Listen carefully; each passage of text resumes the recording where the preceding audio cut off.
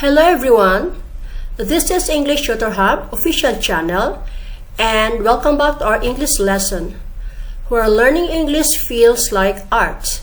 And today's video we shall be looking at collective nouns, how groups are named in English. Let's dive in. Everyone probably knows that a group of cows is called a herd, and perhaps that a group of lions is called a pride. But did you know that a group of otters is sometimes referred to as a raft? Or that a group of swans can be called a wedge, but only when they're flying? These terms for congregated animals are examples of collective nouns, nouns that refer to groups or collections. There are around 200 collective nouns in the English language. What is a collective noun? A collective noun is a common noun that names a group of people, creatures, or objects. The audience at the mid-afternoon showing was especially appreciative of the comedic parts of the movie. Traffic on the road was temporarily stopped by a flock of wild turkeys that was making its way across. Paleontologists found a set of fossils in Argentina from the bones of an Ankylosaurus, or a closely related species. Are collective nouns singular or plural? Although they refer to multiple things at once by definition, collective nouns are singular in form. This can make choosing the right verb to use with a collective noun when it is the subject of a sentence or clause that is maintaining subject-verb agreement a bit tricky. It's almost like they're plural and singular at the same time. In American English, collective nouns more often than not appear with singular verbs. The Film Festival Selection Committee consists of filmmakers, film programmers, and critics. Residents of the town said a drove of pigs that had escaped from a local farm was destroying their yards and gardens. However, it's also correct and quite common to treat a collective noun as plural when what is being communicated is that the members or components of a group are acting individually rather than as a unit. My family mostly have their birthdays in the fall and winter. The choir were all warming up in different keys. Among the student body, the majority are Californians. In British English, it's far more common to treat collective nouns as plural. The band were on tour all summer. It seemed like the staff were always taking their lunch break when we stopped by the shop. Number 1. Lean towards singular.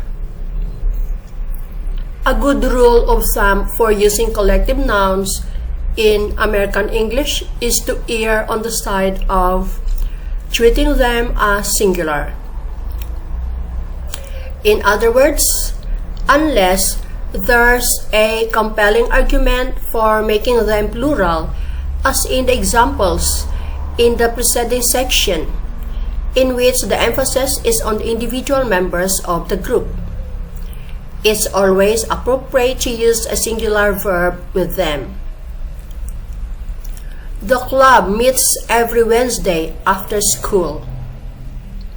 The pod of dolphins was approaching the ship. Note that there are a few exceptions to this rule of thumb, such as the collective noun police, which always takes a plural verb. The police were already there when we arrived on the scene. Number 2. make the subject plural. If you are struggling with a sentence because a particular collective noun, plural verb combination sounds awkward to your ear, one option is to turn the collective noun into a more straightforward plural by adding members of or similar. Compare the two examples below. In the first, the collective noun jury is the subject. In the second, the plural noun members has become the subject. Both sentences are grammatically correct, but in the second, no reader will trip on or question the use of the plural noun where. The jury were staying in hotel rooms while they were sequestered. Number 3. Be consistent.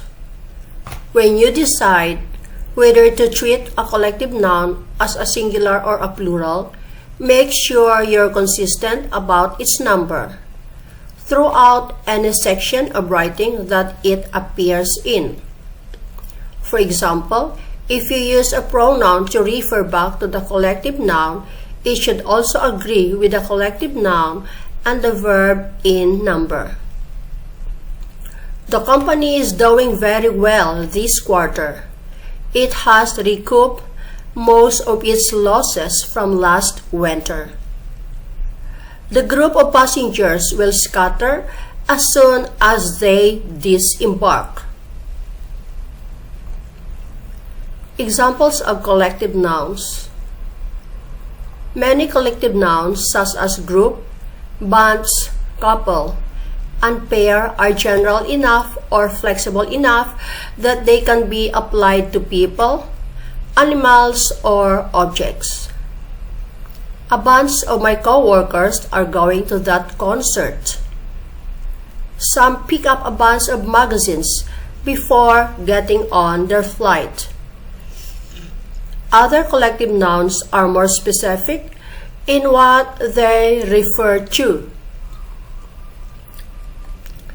Common collective nouns for people: army, audience, band, board, cast, choir, class, club, coalition, committee, community, company, congregation, corporation, council, crew, crowd, family, group, jury, majority, minority, firm, gang, mob, orchestra, panel, parliament, party, public, school, staff, team, troop.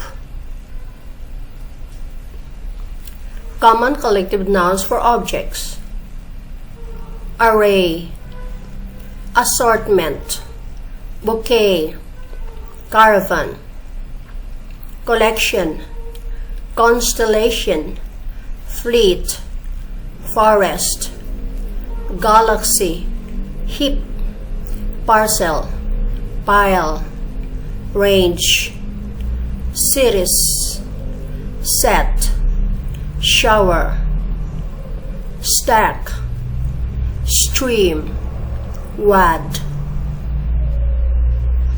Common collective nouns for animals: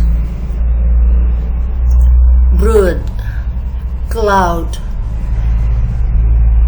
herd, colony, flock, litter, pack, pride, school, gaggle, horde, shoal, swarm. Collective noun frequently asked questions. What is a collective noun? A collective noun is a common noun that names a group of people, creatures, or objects. How many collective nouns exist in English? there are around 200 collective nouns in English.